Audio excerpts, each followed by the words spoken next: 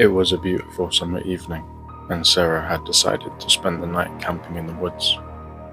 She loved the peace and quiet of the forest, and she enjoyed being one with nature. As the sun set and the stars began to shine, Sarah crawled into her sleeping bag and closed her eyes, ready to drift off into a peaceful sleep. But as she lay there, a strange feeling crept over her. It started as a faint tickle on her arm, but soon it spread across her entire body. Sarah jolted upright, her heart pounding in her chest. She switched on her flashlight and shone it around inside of the tent. At first she saw nothing out of the ordinary, but then she spotted them. Hundreds of them. Spiders, crawling all over the walls, the floor, and even emerging from the warmth of her sleeping bag. Sarah's blood turned to ice as she realized that she was trapped in the tent with the creatures. She quickly zipped up the opening, hoping to keep them out, but it was too late. They were already inside. Sarah felt a wave of panic wash over her as the spiders began to crawl over her body, their tiny legs tickling her skin. She swatted at them, trying to brush them off, trying anything, but they just kept coming. Their movements were quick and unpredictable, and she was overwhelmed with terror. In a desperate attempt to escape, Sarah tore open the zipper and sprinted out into the night, but the spiders were relentless, hunting their prey, their silhouettes dancing in the beam of her flashlight. She ran and ran, but no matter where she turned, she couldn't shake them. It was as if they were the forest themselves, hiding in the shadows, waiting to pounce. Sarah's breath grew ragged as she could feel herself tiring. But just when she thought she couldn't go on any longer, she stumbled upon a small cabin deep in the woods.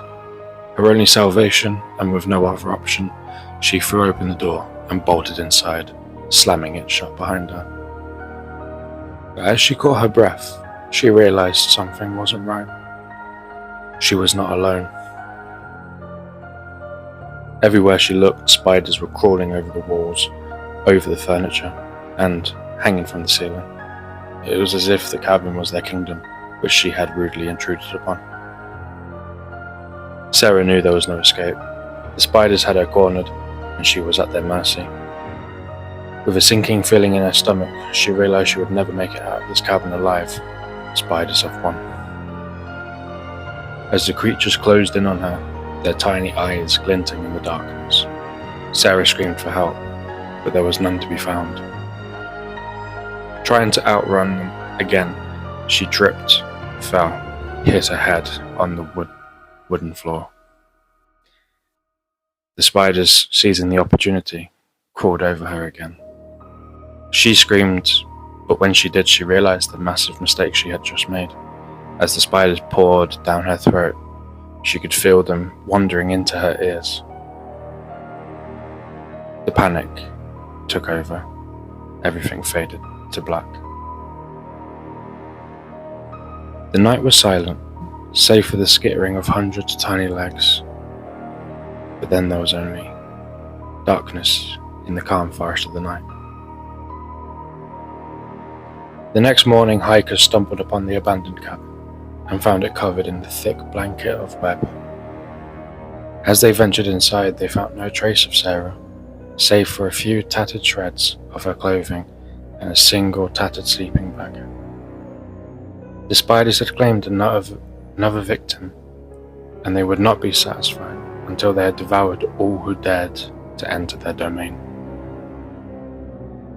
As the hikers made themselves at home for the night, the spiders started to crawl out again. A quick announcement for any who are interested. I am currently writing my own story. Now, just for a bit of context, I haven't written a story with no help at all by anyone for like over 8 to 9 years, roughly. But I'm attempting it this time. So, basically, I'm going to be writing a sort of like zombie apocalypse story set just a couple of days in. And it's going to be, each narration will be a part of someone's story. Eventually, some of their stories will intertwine. Some will never meet others. Some will die. Some will survive. But they will definitely be tested. I mean, after all, when it's the end of the world, can you really trust your fellow man?